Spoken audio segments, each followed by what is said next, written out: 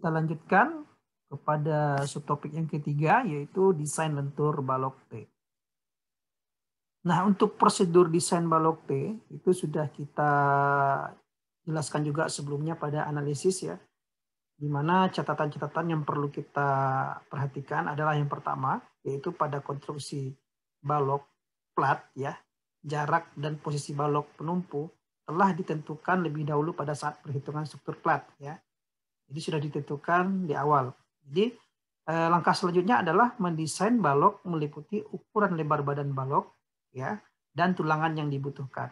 Jadi pekerjaan kita pada balok T hanya untuk ukuran lebar badan balok atau BW dan tulangan yang dibutuhkan. Nah, dalam proses desain balok T ya yang memikul beban terfaktor momen ultimate ya, tebal sayap HF dan lebar sayap B telah ditentukan pada saat kita mendesain plat ya, sudah terpisah. Jadi tebal HF ini sebenarnya sudah include dengan pendesainan plat ya, termasuk MU yang bekerja dan lebar sayap ya sudah ditentukan. Kemudian selanjutnya untuk lebar efektif sayap atau BE dapat ditentukan seperti pada penjelasan sebelumnya ya, di mana lebar badan balok atau BW dapat diasumsikan pada rentang, ini kebiasaannya 200 sampai 500 mm atau lebih umum diasumsikan 300 sampai 400 mm. Ini rule of thumb di lapangan ya. Kalau untuk BE kita mengacu kepada SNI tadi ya. Bahwasanya BE tersebut ada 3 persamaan ya, nilai terkecil dari BW ditambah LN per 8 dan 2 persamaan lagi baru dia dapat BW gitu kan. Nah, dengan demikian apabila momen ultimate, FC prime dan F yield sudah diketahui, maka tinggal 2 variabel saja yang perlu kita tentukan, yaitu tinggi efektif dan berapa luas tulangan yang dibutuhkan. Mari kita lihat di sini ada beberapa kondisi yang bisa kita lakukan dalam mendesain balok T. Yang pertama yaitu kondisi pertama, jika D diketahui dan AS yang harus dicari ya. Di sini D yang diketahui, AS-nya yang belum kita dapatkan. Langkah pertama ya adalah kita periksa apakah penampang memenuhi syarat untuk dianggap sebagai penampang balok T, yaitu dengan cara mengasumsikan nilai A sama dengan HF. Ya. Kemudian kita hitung kuat momen yang disumbangkan oleh seluruh bagian sayap. Ya. Nah, kira-kira seperti ini.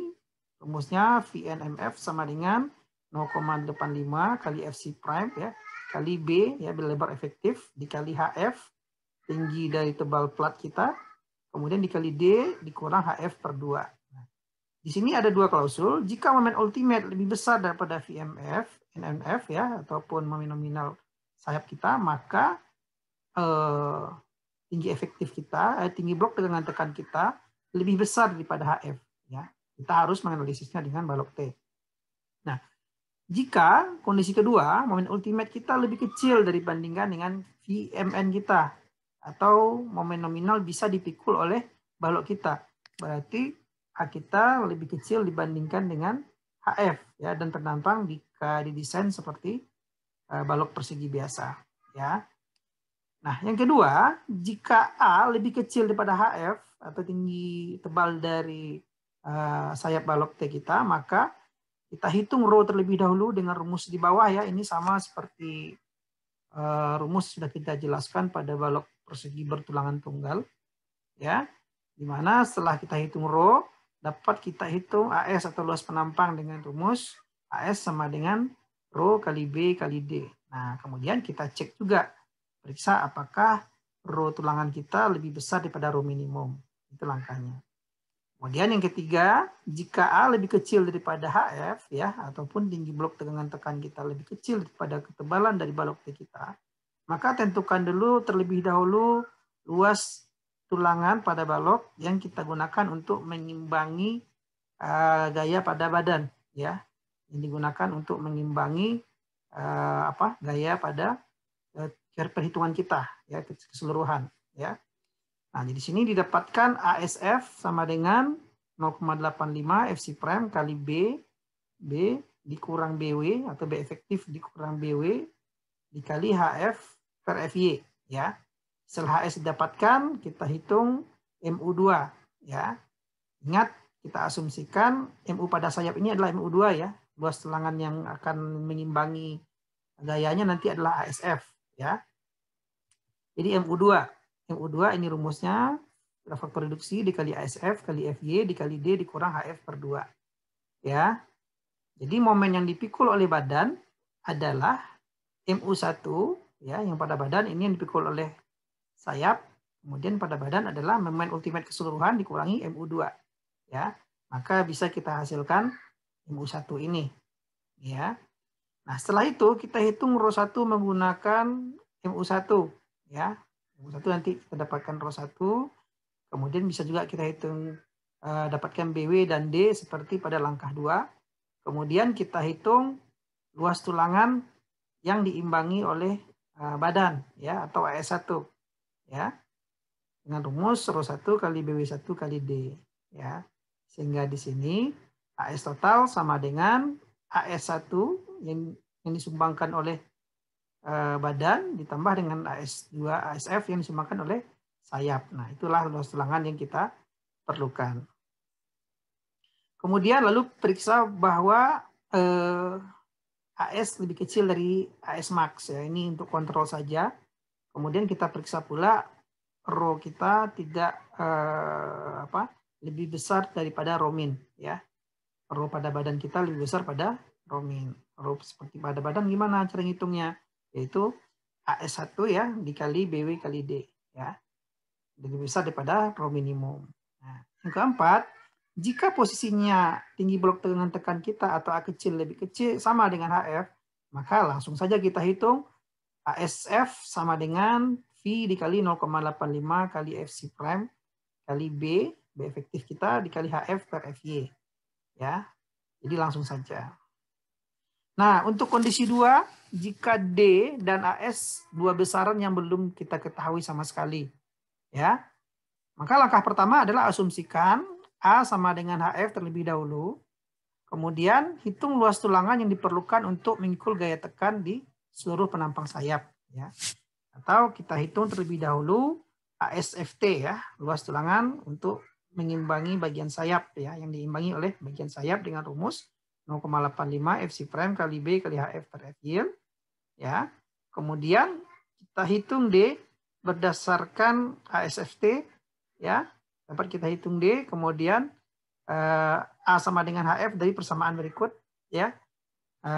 Dari momen ultimate sama dengan V dikali ASFT kali FY kali D yang belum kita ketahui kali HF per 2 ya. Maka dapat variabel D belum ada di sini, belum ada nilainya, selain itu ada MU ada, maka nilai D dapat kita peroleh ya. Nah, jika nilai D setelah diperoleh, maka nilai AS sama dengan nilai ASFT ya. Karena nilai blok tegangan kita sudah murni jatuhnya di sayap, tidak perlu lagi kita hitung yang di badan. Berarti nilainya sudah memenuhi AS sama dengan ASFT. Kemudian H pun tinggi penampang dapat kita peroleh dengan cara sebelumnya sudah dijelaskan ya, tinggi efektif ditambah diameter batang, setengah diameter batang ditambah selimut ya, atau tinggi efektif ditambah diameter batang ditambah 62,5 ya, spesi ditambah tulangan sengkang ya. Nah, ini dia. Kemudian yang ketiga, jika diambil D1 lebih besar daripada nilai D perhitungan, penampang berlaku sebagai penampang persegi ya. Kalau seandainya nilai D lebih besar daripada nilai D perhitungan ya. Tadi kita dapatkan nilai D pada kondisi seimbang. Jika nilai D-nya lebih besar, maka otomatis penampang kita akan berada pada sayap ya. A kita akan berada pada sayap. Karena perbandingannya jika D kita perbesar, berarti nanti nilai A kita akan semakin kecil. Sehingga akan berada pada sayap A kita ya. Nah, dan nilai ρ dapat kita hitung dengan persamaan di atas ya untuk pada kondisi 1. Dan nilai ρ-nya sama seperti pada kondisi 1. Kemudian kita hitung AS ya, AS itu sama dengan ρ kali B kali D. Itu lebih kecil daripada ASFT ya. maksudnya itu nilai AS otomatis akan lebih kecil daripada nilai ASFT yang sudah kita dapatkan. Nah, jadi jika kita perkecil nilai A, ya, kita berada pada sayap, maka nanti momen nominal kita pun bisa bertambah kecil.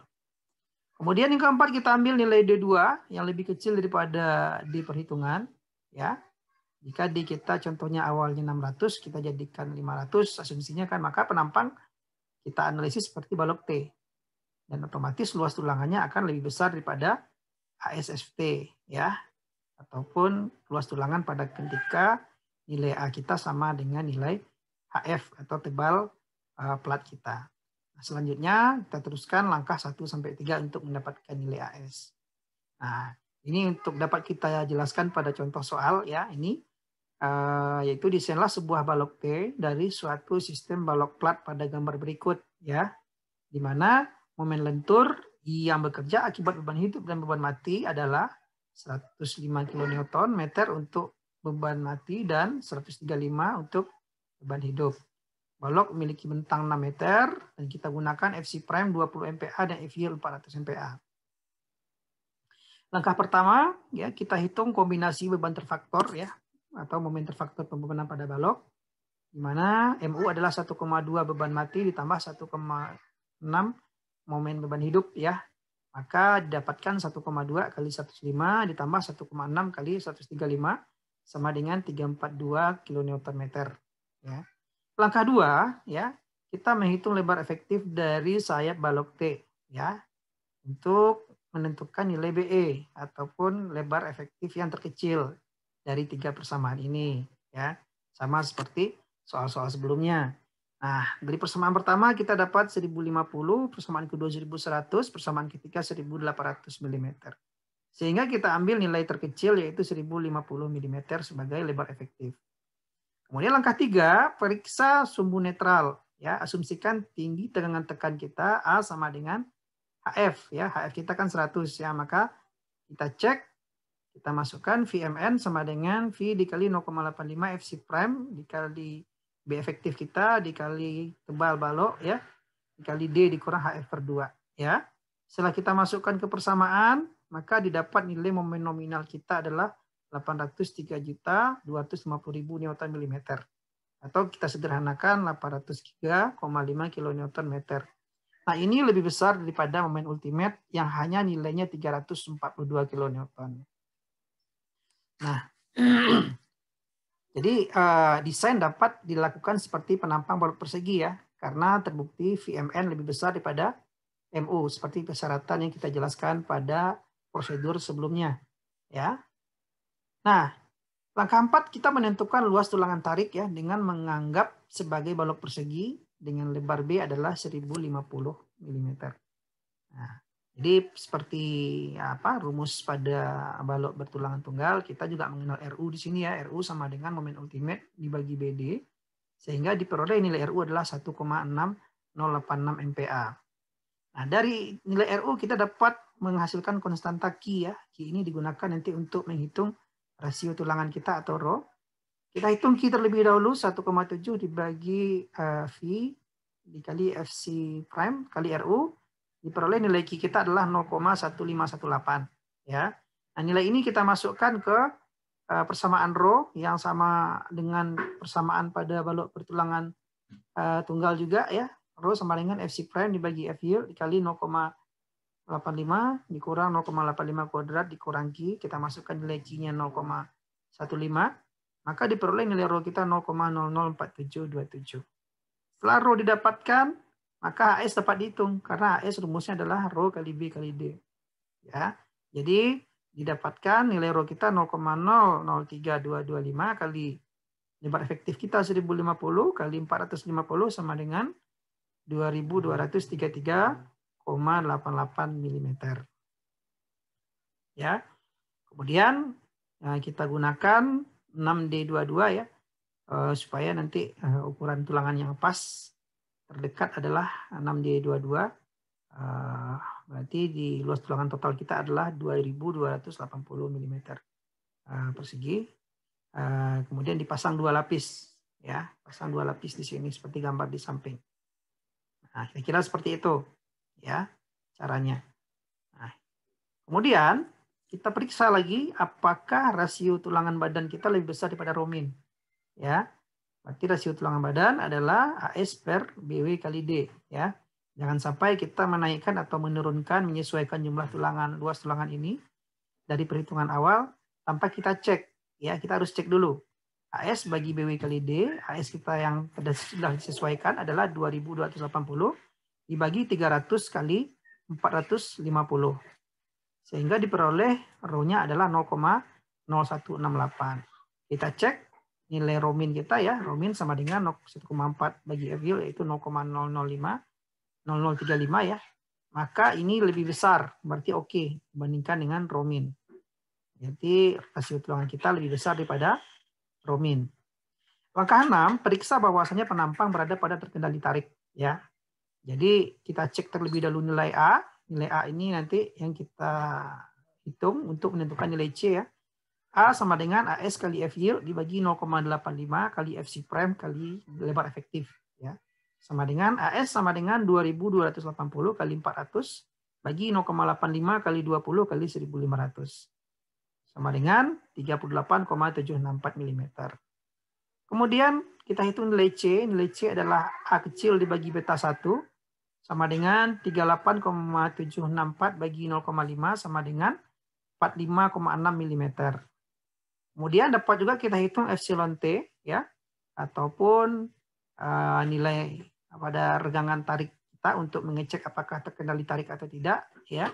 Dengan rumus DT dikurangi C dibagi C sama dengan dikali 0,003. DT kita dapatkan 475 ya. Tadi D sudah kita dapatkan sehingganya nilai DT kita tambahkan setengah dari spasi tulangan ditambah dengan setengah diameter tulangan, maka semula D-nya 450 untuk DT sama dengan 475 ya. Nah, kita masukkan DT-nya ke sini, kita kurangi C ya. Kita kalikan 0,003 sehingga didapatkan nilai epsilon T kita adalah 0,028 ya. Berarti ini lebih besar dibandingkan syarat penampang kita yaitu 0,005 ya. Jadi 0,005 ini adalah ingat diagram zonasi terkendali tarik dan tekan kita ya. Ini selalu kita cek ya. Maka penampang terkendali tarik ya. Nah, jadi semua sudah terpenuhi di sini ya dari pertanyaan kita mengenai kondisi penampang balok T-nya. Nah, selanjutnya di contoh selanjutnya ya, suatu sistem balok plat diketahui lebar sayap balok T adalah 1200 ya, BE-nya sudah diketahui. BW-nya adalah atau lebar badannya 400, tebal platnya adalah 100. Desainlah luas tulangan tarik AS ya untuk memikul momenter faktor sebesar MU ya, MU 1100 kN ya, dan gunakan nilai FC prime 20 MPa dan F yield 400 MPa. Berarti di sini kita diminta untuk mendesain tulangan tarik ya. Nah, di sini pun juga belum diketahui nilai D ya. Berarti kita masuk kepada kasus yang kedua tadi di mana nilai A dan DE, A dan AS dan D tidak diketahui.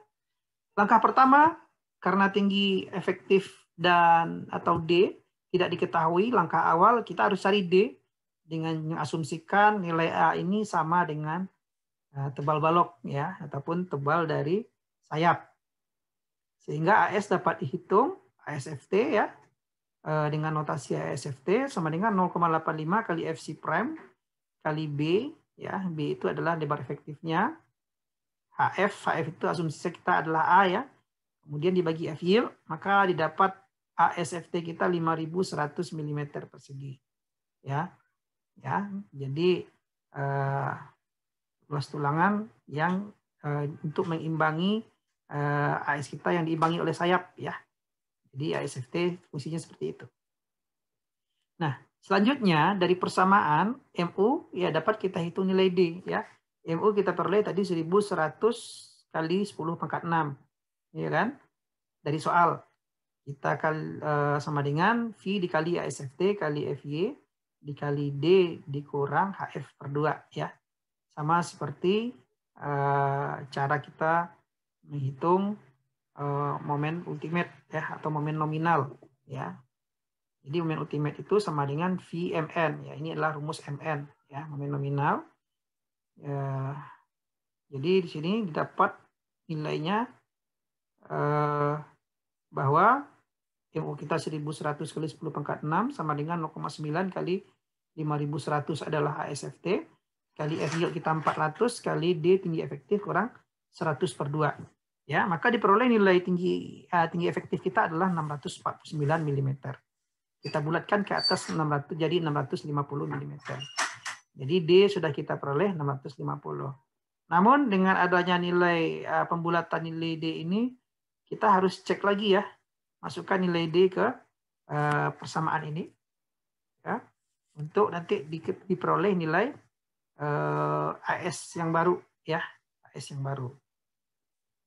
Nah, di sini karena naiknya tidak terlalu besar ya, maka diperoleh dianggap saja sama dengan ini 5100. Kan bedanya cuma 0,7 0,8-an lah gitu. Oke.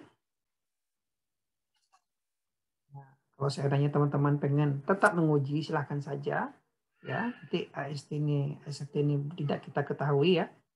Nah, nilai D-nya kan sudah kita ketahui yang baru, masukkan saja nanti akan diperoleh nilai ASFT. Ya pasti juga hasilnya nggak akan jauh beda dari ini.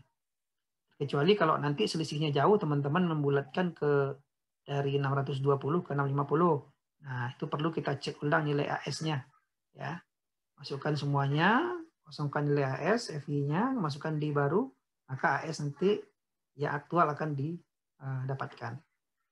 Langkah kedua, jika tinggi efektif atau D diambil lebih dari 650, ya, ini langkah kedua untuk membandingkan ya, mana yang hemat nanti ulangannya yang kita gunakan. Contoh, nilai D kita, tinggi efektif kita 750. Maka A akan lebih kecil dibandingkan HF ya. Jadi akan lebih kecil ya dibandingkan HF seandainya nilai D-nya kita tambah ya. Karena dengan menambah D akan memperkecil nilai blok tegangan tekan kita. Itu blok tegangan Whitney ya.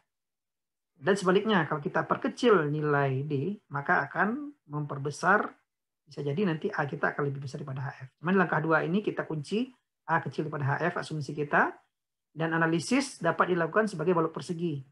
Ingat kalau seandainya blok tegangan Whitney kita berada pada sayap, maka analisisnya adalah seperti balok persegi.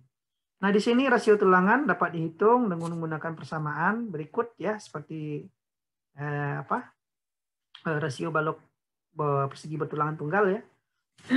Rasionya FC-nya dapat, FY-nya ada, U-nya ada, FC prime-nya ada, nilai B-nya ada, nilai D-nya ada, kita masukkan. Maka kita dapat peroleh nilai rho ya, nilai rho. Setelah diperoleh nilai rho, kita langsung dapat nilai AS karena AS sama dengan rho kali B kali D ya. Rho kita 0,004797, kita kalikan dengan B 1200, kita kalikan dengan 750. Maka didapatkan nilai 4317,3 mm persegi. Kemudian langkah ketiga, jika tinggi efektif D diambil kurang dari 650, misalkan, ya kan? Misalkan D kita 550, maka otomatis A akan lebih besar pada HF kan? Ya. Jadi karena dalam kondisi A sama dengan HF, D-nya tadi 650, ya kan? 650. Berarti kalau kita ambil kurang daripada 650, otomatis A-nya akan lebih besar daripada HF. Maka kita harus menganalisis sebagai balok T. Ya. Kemudian kita harus hitung terlebih dahulu gaya yang diimbangi oleh sayap ya. Jadi nilai ASF ini adalah untuk mengimbangi gaya tekan dari sayap, bahwa nilainya adalah 0,85 FC prime kali B kurang BW, ya, B efektif dikurang lebar badan, kali HF tebal balok bagi F yield ya, sama dengan 0,85 kali 20 kali 1200 kurang 400 kali F yield tebal plat 100 dibagi 400 ya, sama dengan 3400 mm persegi. Kemudian untuk MU2 adalah momen yang dihasilkan oleh pengimbangan oleh sayap ya, pengimbangan oleh sayap. Jadi rumusnya adalah V dikali ASF kali FG sama ya, kali D dikurang HF per 2 ya. Jadi posisinya seperti yang kita jelaskan di awal, kita meninjau terhadap resultan tegangan tarik ya. Nah, di sini adalah 0,9 kali 3.400 kali 400 kali 550 kurang 100 bagi 2 ya. Jadi sama dengan 612 kali 10 pangkat 6 Newton milimeter. Ya. Kemudian dari M2-nya sudah kita dapatkan, MU total sudah kita dapatkan, kita dapat menghitung momen yang disumbangkan oleh badan ya. Badan berarti MU1 sama dengan MU dikurang MU2 sama dengan 488 kN. Nah, untuk penampang tulangan tunggal dengan BW kita 400 mm dan D550 dan MU1 488, maka bisa diperoleh nilai RU ya, nilai Rho1 dan nilai AS ya. Dengan persamaan sebagai berikut, RU sama dengan MU per BD kuadrat ya, MU kita ini MU1 tentunya. Setelah dapat ini kita hitung Q, konstanta Q didapatkan juga ya. Kemudian kita hitung Rho1 ya. Rho1 adalah FC prime bagi F yield kali 0,85 akar 0,85 kurang Q. Ya, maka didapat Rho1 kita adalah 0,01327. Ya. Nah, setelah itu kita hitung AS1 ya. Jadi kita kan ilustrasinya seperti ini tadi ya. Kita hitung terlebih dahulu yang terhadap balok ya. Sumbangan dari balok ya, kita kan pengen mengetahui berapa tulas tulangan di sini. Otomatis kita harus memperoleh data dari sini ya, seolah-olah tulangannya ada di sini ya, tetapi tulis sebenarnya di sini ya. Jadi yang pertama kita lakukan analisis terhadap sayapnya ya. Sayapnya tadi kita asumsikan nilai ASF ya, pengimbangan gaya oleh sayap, maka seolah-olah tulangan gayanya besar. Tulangannya adalah 3.400 mm sehingga bisa dihitung momen ya, momen yang diimbangi oleh sayap ya. Jadi ASF ya kali FY kali D kurang HF per 2 ya. Berarti D dikurang HF per D di kita ini dikurangi HF per 2 ya, HF per 2. Nah, kemudian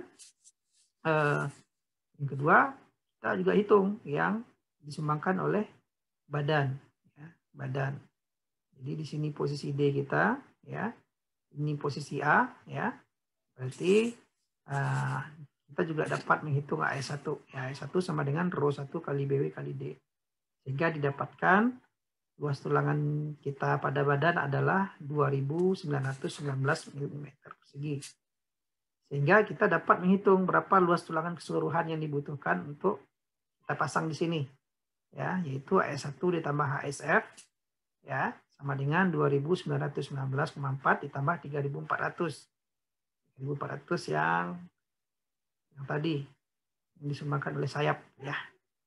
Nah, jadi sehingga berapa luas tulangan yang kita butuhkan di sini, yaitu sebesar 6.319. Nah, kita sudah menghitung 3 buah kondisi tadi. Kondisi A sama dengan HF, kondisi A lebih kecil daripada HF, dan kondisi A lebih besar daripada HF. Dapat kita pilih ya tinggi efektif dan luas tulangan terkecil ya untuk menghemat biaya ataupun RAB kita. Nah, dari ketiga hasil desain tersebut ya, apabila tidak ada pembatasan tinggi balok, maka kita pilihlah langkah kedua ini ya, yaitu tinggi efektifnya 750 mm. Karena kenapa? Karena luasnya jauh lebih kecil dibandingkan luas tulangan yang 2 ini. Ya, kita menghemat biaya lebih mahal di tulangan dibandingkan pada beton. Ya, jadi yang kita pilih adalah 750 untuk D dan luasnya 4.500. Selanjutnya ini ada perbandingan model antara balok persegi dengan balok T ya. Kalau balok T modelnya pada etap kira-kira seperti ini, dan kalau balok persegi seperti ini. Kira-kira demikian. Terima kasih. Assalamualaikum warahmatullahi wabarakatuh.